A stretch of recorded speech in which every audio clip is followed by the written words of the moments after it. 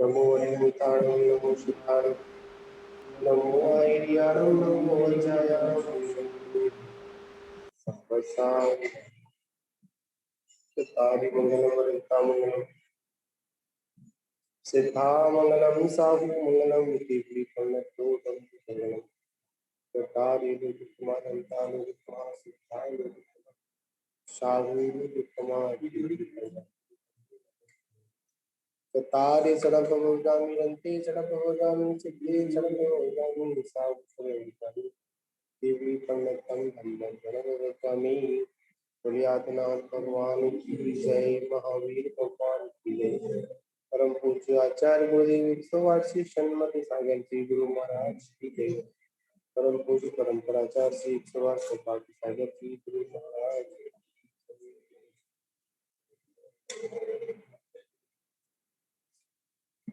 चलिए अपन सभी की चर्चा चल रही थी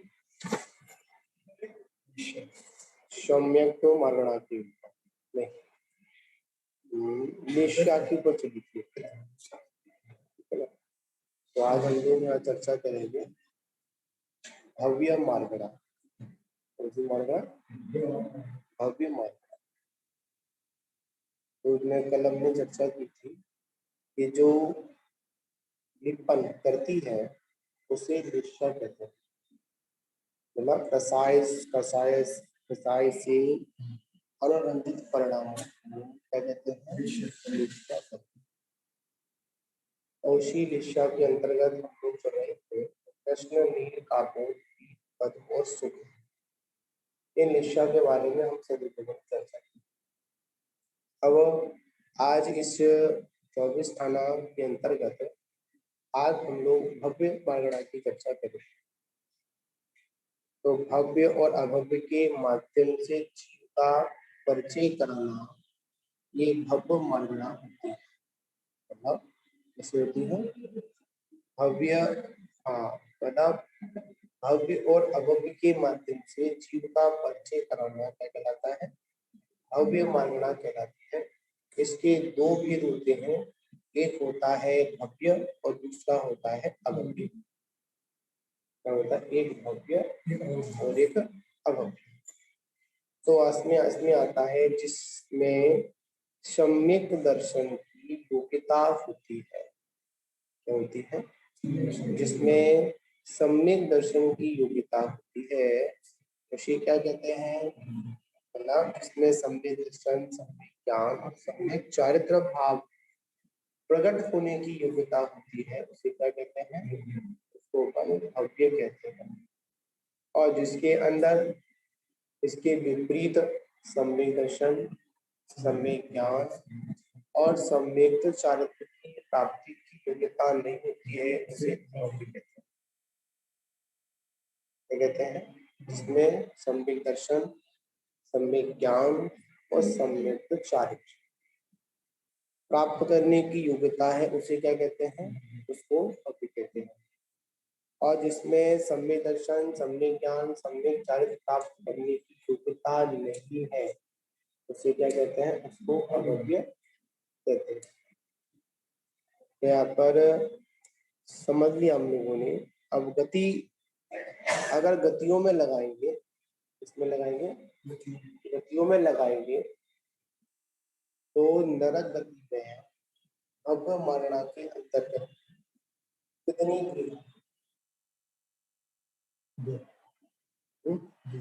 कैसे हाँ कितने होंगे तो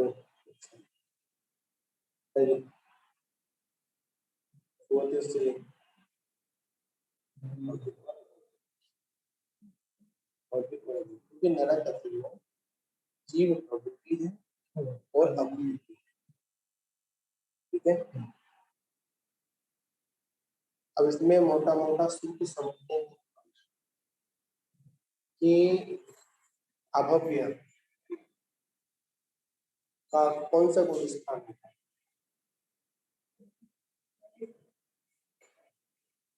अभव्य का अगर कोई प्रश्न पूछते आप अभव्य का कौन सा गुण स्थान है अभी आगे में से आएगा तो जैसे ऐसे कर लिया।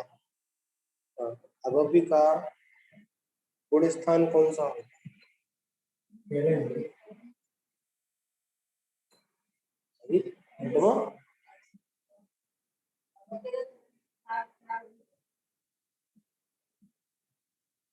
तो दिमाग लगाइए आप।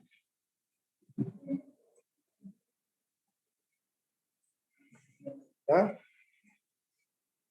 क्या कर लेता है बताओ।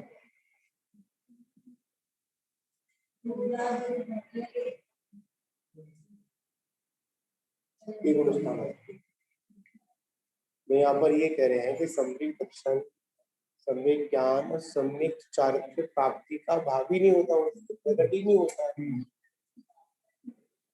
मिथ्या दृष्टि व्रतों को स्वीकार कर लेता है और सम्यक धारी से भी अच्छी तरीके से व्रतों का पालन करता है, पर वह यथार्थ में क्या नहीं होता, मोक्ष मार्ग ही नहीं होता है।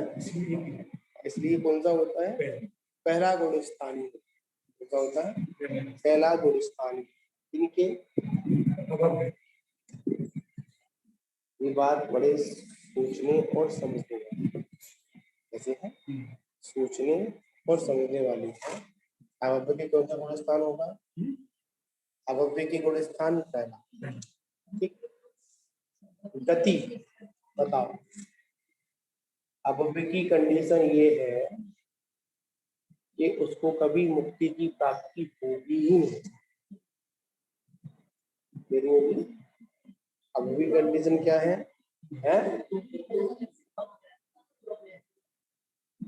भोग से अलग है, पर यहाँ पर अपन भव्य और अभव्य की बात करें। जब अपन कुछ ऐसे भी भव्य है, दूरयान दूर भव्य, हाँ, एक होता है भव्य, एक होता है निकट भव्य, एक होता है दूर भव्य, एक होता है दूरयान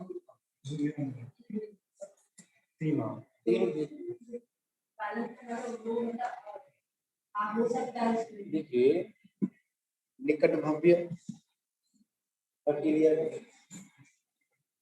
दूर भव्य की भी के लिए एक समय समय आएगा तो कर लेगा। और कुछ भव्य ऐसे होते हैं कि जिनके अंदर दूरयान दूर दूर दूर तक उनको मुक्ति की प्राप्ति होगी। क्यों? अब क्यों नहीं होगी? इसका कारण क्या है? इसका मात्र एक ही कारण है, क्योंकि उनकी अनंतानवधि कसाय का उपशम क्षयोपशम और क्षय नहीं होगा। नहीं होगा। अनंतानवधि कसाय का क्या नहीं होगा?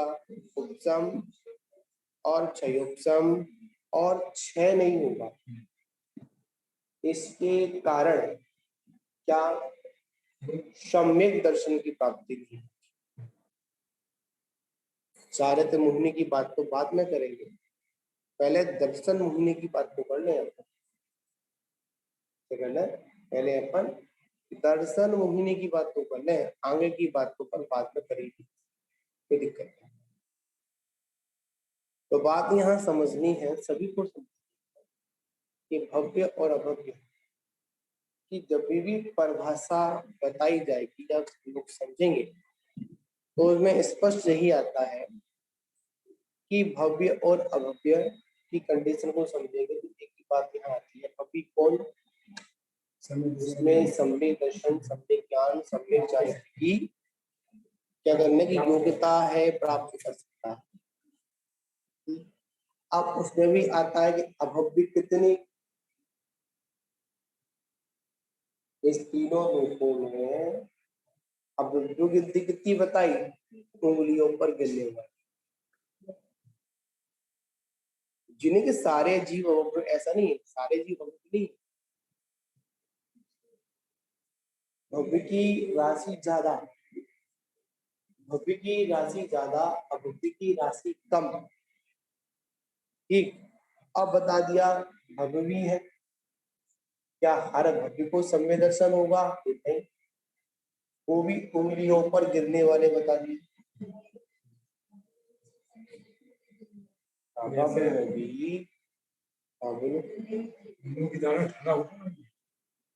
गलता नहीं है।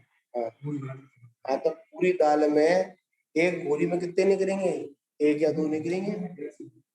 उसी प्रकार यहाँ पर ऐसे हैं कुछ जीव के ऐसे कर्म व्यवस्थाएं हैं, कर्म की अनंतारवंती सत्ता ऐसी पड़ी हुई है कि वह एक बोली में एक दो निकलते हैं ठेठ ठर्रा। जैसे हर समाज हो, हर समाज में कुछ ऐसे ठट्टा होते हैं, उन्हें कितनों समझाओ कितनों मनाओ पर वो अपनी आदत से बाज आते नहीं है। अगर वो अपनी आदत से बाहर जाए तो ठट्टा पर खत्म हो जाए। सारी चीजें बनी हुई है, इन सारी चीजों को हम लोग को समझना पड़ेगा।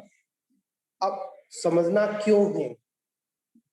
कहीं हमारी कंडीशन कुछ जैसी तो नहीं है।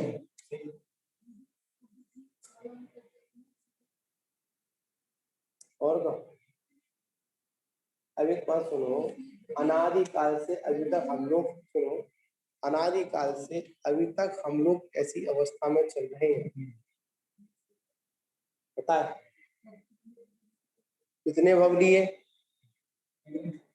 अनंत भव लिए। और कभी कभी हमारी कसाई भी इतनी प्रबल हो जाती है कि सम्यक्त के साधनों को हम तुरंत नष्ट कर देते हैं। अब आगे की बात यहाँ पर ये है, हम कितना प्रयास करते हैं, कितना प्रयत्न करते हैं, किसके लिए करते हैं? चलो आगे गिनती बढ़ा तो क्या होता है? हमारा समय सांप सीढ़ी की तरह हमारा जीवन चलता है। मेहनत करते करते करते 99 तक 98 तक पहुंच जाते, और जैसे ही एक आता है तुरंत नीचे सीधे नीचे जाकर पहुंच जाए, फिर पड़ा चालू करेगी। कहीं हमारा जीवन कुछ जैसा तो नहीं है? अगर कुछ जैसा जीवन है तो हमारे जीवन में कोई परिवर्तन नहीं। सम्यक दृष्टि की हर क्रिया बोध कराने वाली होगी, शोध कराने वाली होगी। बाहर में बोध होगा, अंतरंग में शोध होगा। अगर हम अपने को सम्यक के, सम्यक ज्ञान के, सम्यक चारित्र के अधिकारी अगर समझते हैं तो आप इसकी परिभाषाओं को अपने अपने जीवन में क्या बताएं, और जिनवाणी के वाक्यों के अनुसार अपने नाप को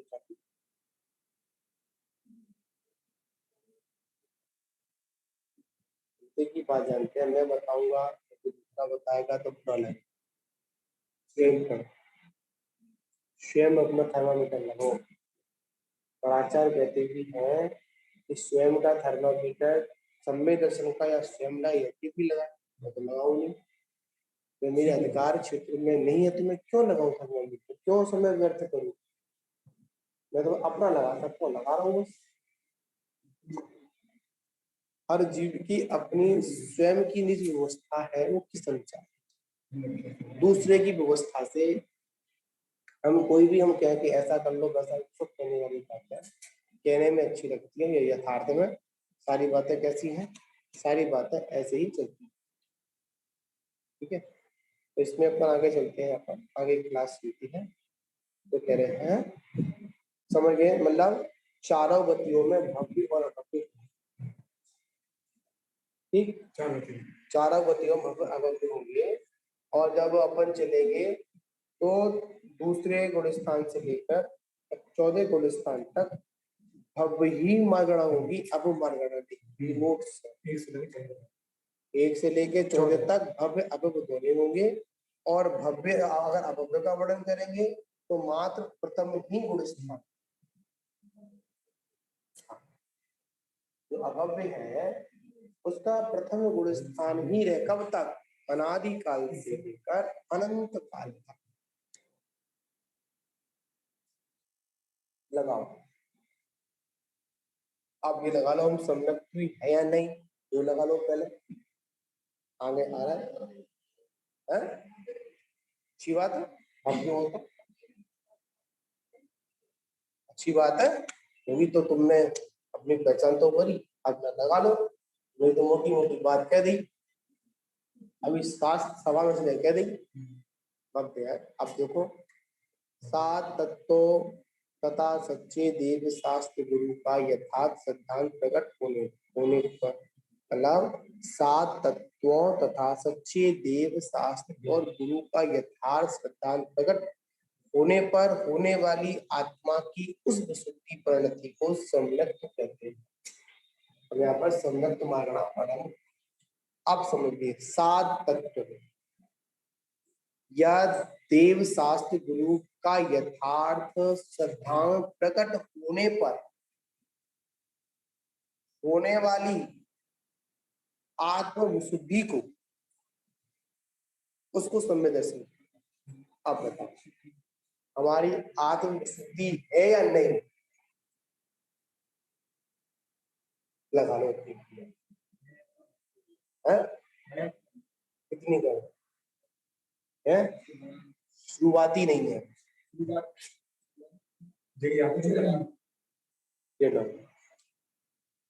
क्या नहीं है? यथार्थ में देखा जाए तो शुरुआत भी नहीं है हमारी। अगर शुरुआत थी तो मन में इस प्रकार के संकल्प विकल्प आते। मात्र रोज उठकर भगवान की अंग धूप लगाना, रोज स्वाध्याय पढ़ना या शास्त्र पढ़ना, रोज गुरुओं की आदर विनय करना, ये करने से सिद्धांत नहीं होता।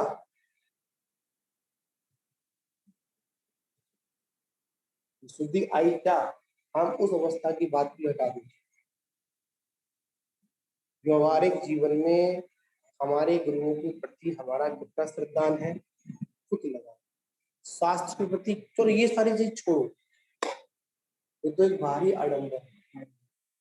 क्या देव शास्त्र गुरु की आराधना करने के बाद स्वयं देव शास्त्र गुरु बनने का बोध होता है क्या? आत्म श्रद्धान होता है क्या? अभी नहीं।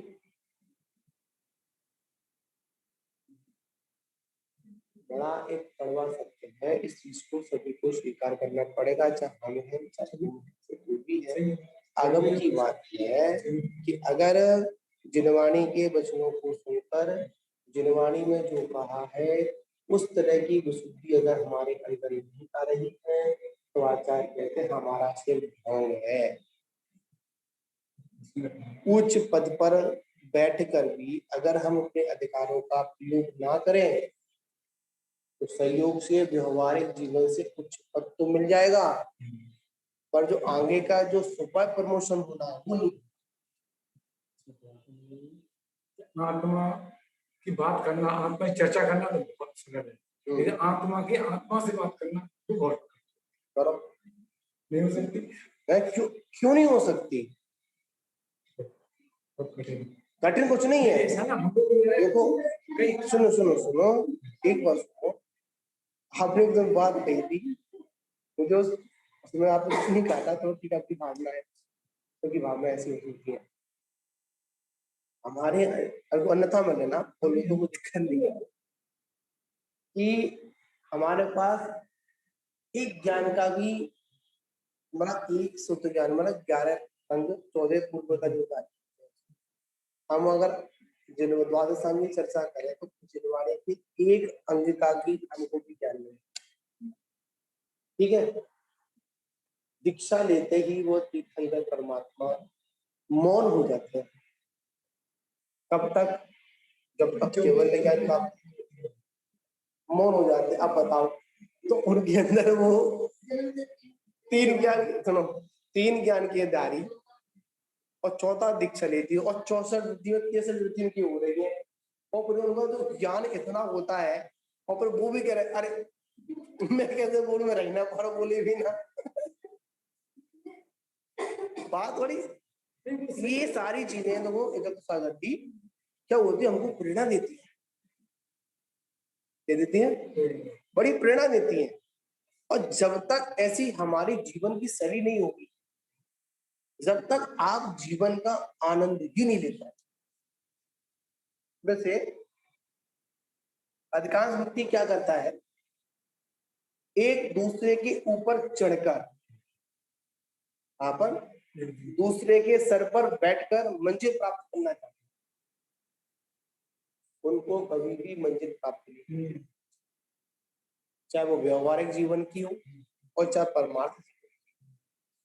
मंजिल उन्हीं को प्राप्त होती है जो दूसरों के सर पर चढ़कर नहीं, स्वयं के पैरों पर चढ़ते रहते हैं।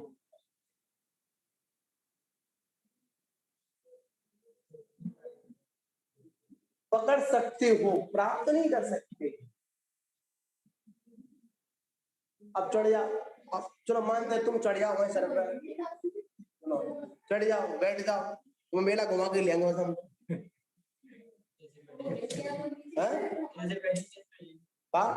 देखो, दूसरों के कंधों पर बैठकर से मेला घूमा जाता है, मेले की वस्तु खरीदनी जाती है, क्या करना पड़ेगा, पर एक बात और है, उतरने के लिए भी पैदल चलने की कम से कम योग्यता तो लेकर आ जाना, पहले ही मत निकल पड़ी हो, क्या मत करना, पहले ही मत निकल पड़ी और हम तो योग करके निकल के नहीं। बड़ी महत्वपूर्ण बात आप मुझे बाद में मैंने सोचा, मैंने एक तो सागर महाराज जी कह रहे, मेरा तो ज्ञान भरा हुआ है, अब दिमाग टेंशन में जाता है, अब क्या करूं, तो बोलना चाहिए 10 मिनट के लिए, ठीक है कोई बात नहीं, होता है, मन में भाव आते हैं। पर एक विचार ये भी आया था, अगर इनको किसी कारण वजह तीर्थंकर प्रकृति का बंद हो गया, एक तो नहीं, अगर कभी तीर्थंकर प्रकृति का बंद हो गया तो सागर जी क्या होगा तुम्हारा,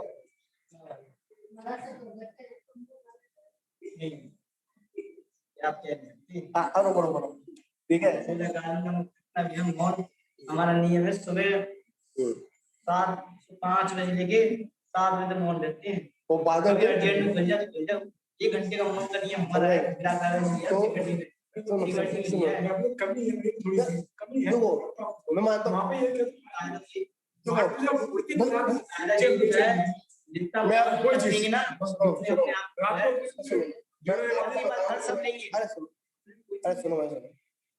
एक कवि,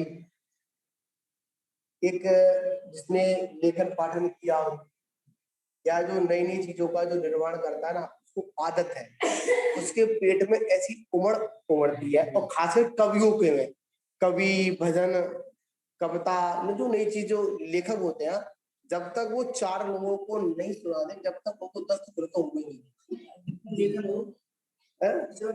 अरे महाराज, इस कविता को सुनाने के लिए अपने द्वारा लिखी गई उस उसको रचना को सुनाने के लिए क्या करते हैं, चाहे पिला पिला कर लोगों को वो शब्द सुनने को नहीं सुनिए, एक आदत है। बैठो भाई बैठो,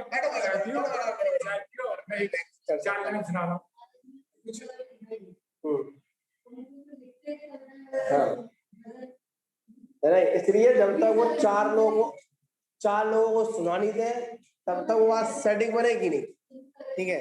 तो यहाँ पर ये है, कहा जाता है,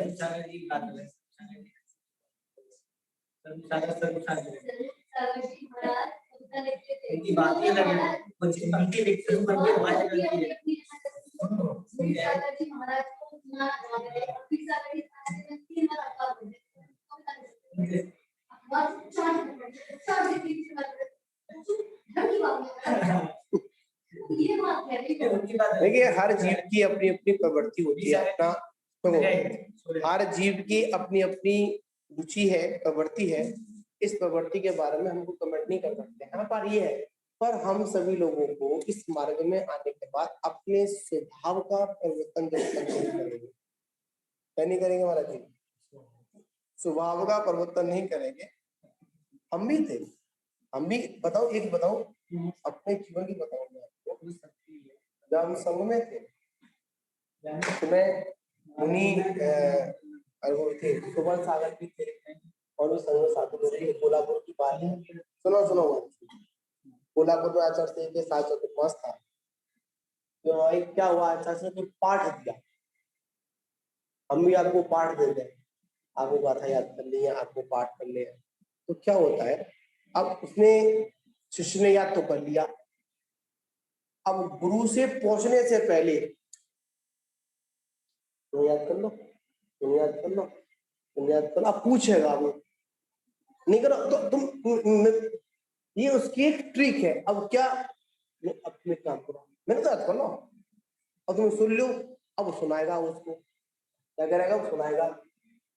ये एक चीजें हैं, जब किसी व्यक्ति को कोई काम दिया जाता है और काम देने के बाद जब उस व्यक्ति को जीव को मतलब ग्रहण करता है, जब उसको कंप्लीट कर लेता है, तो उसके पेट में ऐसा वो उठता है, कोई सुन ले, हम सही सुना रहे हैं या गलत सुना रहे हैं, देखो हमने गुरु ने सिखाओ, हमने एक दिन याद, बहुत सारी चीजें ऐसी होती हैं जिसमें एक विद्वता दिखाने की भी भावना होती है।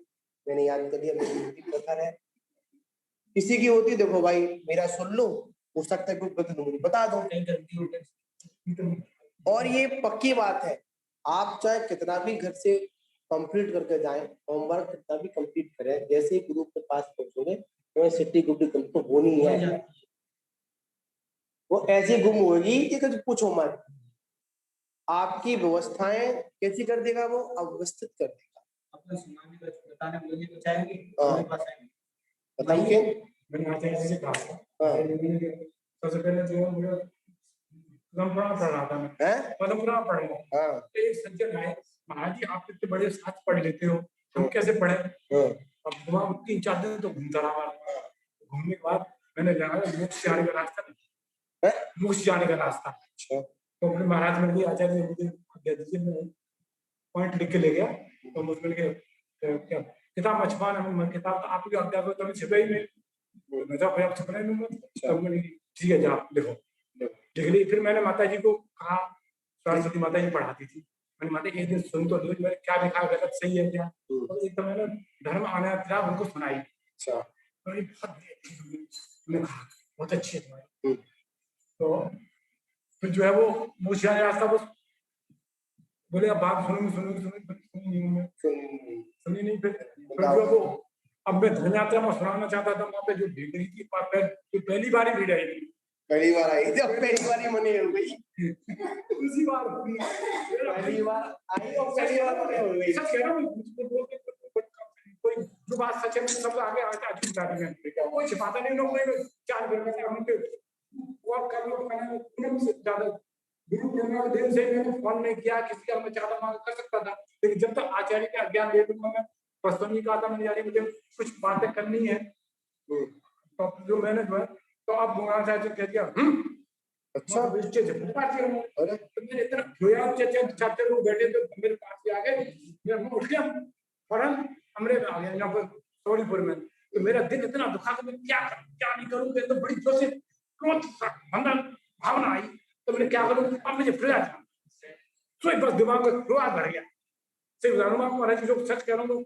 बचा पूरा भर गया, अब ठीक है, अब मैं उठा नहीं, महाराज चिल्ला रहे चलो चलो, तो महाराज बड़े से रोना था, मैं नहीं जा रहा, तब माता जी आई, बोलो जी अब गलती हैगी, अब आगे जो हम क्षमा मांगते हैं, महाराज क्षमा मांगते, मतलब इस तरह बड़े क्षमा, फिर हम चले गए। अब दिमाग देख घूम रहा था, अब अगर तुम जाओगे नहीं तो फिर तो मैंने कि मैं परसों जाऊंगा, तो महाराज से पहले पहले बात करी मैंने महाराज से, सलाह से। अच्छा ठीक है, सुनिए अब इस बात में कह दें आपसे प्रय जाना, ठीक है, इसलिए एक संघ व्यवस्था होती है, और उस संघ व्यवस्था में पहले के शिष्यों में और आज के शिष्यों में एक थोड़ा सा परिवर्तन आ चुका है, और परिवर्तन क्या आया है कि ये पहले परिवर्तन भी था, ऐसा नहीं है, जितने भी संघ से लोग अलग हुए क्या होते हैं, क्या भावना होती है, तो उनके अंदर ये कुछ आ जाता है कि मैं कुछ कर सकता हूँ, महाराज जी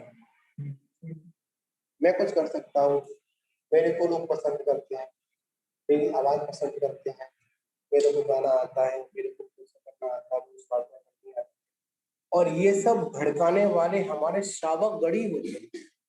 महाराज जी सुनो, एक बड़ी सोचने वाली बात है, एक सम्यक्त की बात करो आपसे ना, तब ये भी विशुद्धि वाली बात है। किसी व्यक्ति ने कहा कि आपसे कहा कि आप इतना बड़ा स्वाध्याय कर देते हैं, हम तो इतना बड़ा कर नहीं पाते हैं। मन में विकर पाया, शॉर्ट रास्ता निकाला जाए। निकाला जाए शॉर्ट रास्ता निकाला जाए। तो यहाँ पर बड़ी समझने वाली बात है।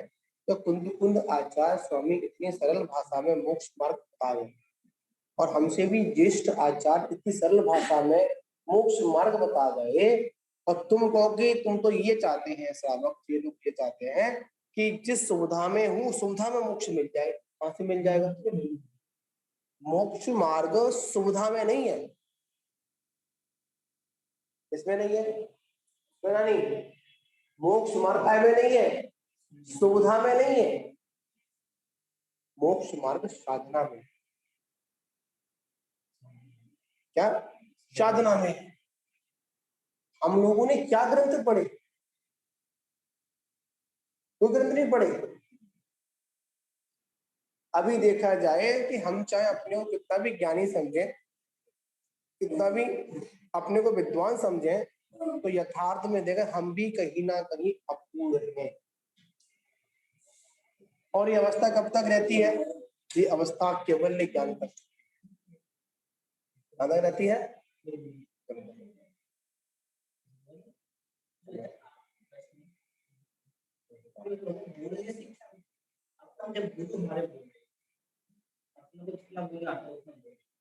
गुरु बोले, गुरु ने बोल दिया कोई महत्व, अपन को तो अपन ने दीक्षा लिए किसने लिए? जब गुरु बोले बोलना, तब गुरु अपने ने ये भी देता है। अच्छा हम लोग कितना भी कर देते हैं, हम जी काम करते सोचेंगे दिमाग में, हम चले ये क्या भावता, ये चीज इसके लिए माइक पकड़ने के लिए करा है दीक्षा लिए। मतलब सही बात। हम बोलना जानते हैं, हमने माइक पकड़ है, जब लेते हैं तो आज से आगे हो गए, तो हम कभी कभी अपने आप ले लेते हैं, और जब आगे लेके देते हैं, और हम ये कर लेंगे ना, हम देख रहे हैं 24 घंटे माइक चाहिए। सही है। मतलब क्या साधना का दीक्षा तो दिखाने के लिए काट रहे समय। हमारे संघ में हकीकत है, तो साहब सुनो हमारे संघ में 2 साधु थे हमारे साथ में। एक का नाम था सुतप्त सागर, और एक का नाम था स्वरूप सागर। एक चले गए, एक अभी है। हमारे स्वरूप सागर जी महाराज एक दिन समय सर पढ़ रहे थे बरई में, दोनों अलग अलग अवस्था में थे। और नहीं, भिंडी की बात है, भिंडी दोनों आपस में बैठे, और दोनों की विपरीत कंडीशन। एक ज्ञानी है उल्टा चाप। तो उन्हें पूछी, मतलब अलग ही बोले, मतलब उनका नाम था सुतप्त सागर नाम था। उनसे पूछा गया, उन्होंने पूछा पवित्र सागर, पवित्र सागर नाम था। उन्होंने स्वरूप सागर से पूछा, क्या पढ़ रहे हो तुम, क्या पढ़ते रहते हो? उन्होंने की समय सार। ठीक है, तुम समय सार पढ़ो, हम समय पास करें। तो दोनों के नाम, एक समय सार था, एक समय पास था। मतलब यहाँ पर बात यह है, यथार्थ बिल्कुल सही क्या आप कर रहे हैं। रह गए आचार्य बनने का बोलना पड़ेगा। कब बोले? कब बोले? क्या बोले? अब नहीं बोलना पड़ेगा, तो नहीं बोलना पड़ेगा, तो लगाओ दिमाग। मैं पकड़ा था इज्जत करेल की मंके वो हमने क्या करें इज्जत। बस आएगी बात, आएगा ही बात, यही बात, यही बात। नहीं आप लोगों तो सोच, आप उसको देखो, तभी तो बोले आप नहीं कहते, हम भाई गुरु ने बोल दिया कह रहे हैं हमारे, क्या मतलब? देखो अब यहाँ पर बात ये आई, जो समझ वाली बात है। हमने कहा आप बोले अच्छी बात है, पर जहाँ ये अरे हम कर लेंगे तो बोला, ये वाली जो पूर्व संस्कार है, ये कैसे हैं? जो पूर्व के संस्कार हैं, यह पूर्व संस्कार ही क्या कर रहे हैं? सारी गड़बड़ कर रहे हैं। क्या कर रहे हैं? जितनी भी जो गड़बड़ हो रही है, क्यों हो रही है? चाहे हमारा जीवन हो, चाहे आपका जीवन हो, जो आज संयम में जो स्थिरता नहीं आ पा रही है, हमारे मन में कुछ बातें लग जाती है, छुप जाती है, या कुछ हो जाता है, इसका कारण क्या है? इसका मात्र एक ही कारण है कि हमारे संस्कार अभी हमारे जीवन से निकले नहीं है। जब थोड़ा बहुत उनका एक क्षण का रिफ्लेक्शन हमारे जीवन को वाइब्रेशन कर देता है, हम विचलित हो जाते हैं। गेट खुल जाता है, बातें लगे नहीं तो अपन उठ नहीं पाते हैं। तो याद रखो, ये बात सही है। जब तक हमको बड़े लोगों की बात जब तक नहीं चुभेगी, और याद रखना अभी एक विषय भी इसमें आता है,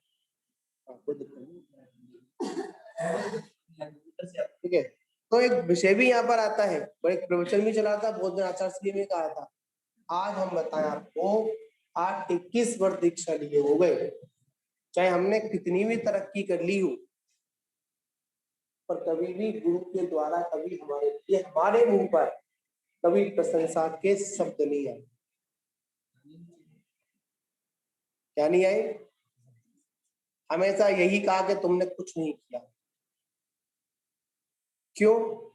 इसमें दो कारण है। एक, प्रशंसा अगर कर देंगे तो अगर कोई ज्ञानी पुरुष होगा तो अपने को संभाल के ले जाएगा। अगर कोई व्यक्ति अगर मिल गया और बार उसकी प्रशंसा की, उसको अगर मान का साया आ गया, क्या आ गया महाराज? मैं कुछ हूं। शब्द बहुत छोटा है कि मैं कुछ हूं, और ये शब्द ही हमारा सबसे बड़ा दुश्मन है। क्या है? जहां जिस लाइन में ये आया कि मैं कुछ हूं, तो आप समझ लो कि आपका अब बहुत बड़ा क्या होने वाला है? अहित। तो अहित हो गया, होने वाला क्या हो गया। इसलिए हमें क्या रटना है? मैं कुछ नहीं हूं, यानी मैं कुछ नहीं हूं। ठीक है ना? तो यहाँ पर बात क्या चल रही है? भव्य मानना की बात चल रही है, भव्य और अभव्य। तो हम भव्य और अभव्य की पहचान कैसे करें? उसका एक ही रास्ता है कि मेरे अंदर सम्यक दर्शन, सम्यक ज्ञान, सम्यक चारित्र की योग्यता है। तो मैं कौन हूँ? सम्यक दृष्टि हूँ, भव्य हूँ। और सबसे पहले बता दिया कि सम्यक दर्शन के भी लक्षण बताए, 5 लक्षण बताए, अनुकंपा, अस्तित्व, संवेग आदि हमारे अंदर है। तो हम कौन है? हम सम्यक दृष्टि। बाहरी लक्षण बता दी, अंतरंग लक्षण तो स्वयं जाने, अपनी परिणति जाने, उसकी परिणति क्या चल रही है। केवली जाने, केवली है नहीं, हम तुम्हें कहा जाए, तुम्हें कहा चल रहा है। धर्म उपदेश में भी आप सही उत्तर दे रहे हैं, पर अंतरंग की क्या परिणति है ये तो आप खुद जानो, हम खुद जान सकते नहीं। तो इन सारी बातों को हम सभी लोगों को सोचना है और समझना है, और अपने को यह पहचान करनी है कि हम भव्य हैं। कौन है? और यथार्थ में भव्य क्यों है? क्योंकि आज हम सभी लोग जिनेंद्र भगवान की वाणी का क्या कर रहे हैं? श्रवण कर रहे हैं, और इस मोक्ष मार्ग पर बढ़ने के लिए हम अग्रसर हुए हैं। चाहे बाद में हमारे परिणाम चाहे कैसे भी हो, पर जब हमने दीक्षा ली थी तब तो हमारे परिणाम आत्म कल्याण के थे। जब भी कोई बात आती है, कोई भी संबोधन मिलता है, तो निश्चित ही हम लोगों को क्या होता है? वो बोध प्राप्त होता है। ठीक है ना? तो हम सभी लोगों को अपने वैराग्य की भावना को क्या करना चाहिए? प्रबल करना चाहिए, तभी कल्याण है। तो बोलिए महावीर भगवान की जय।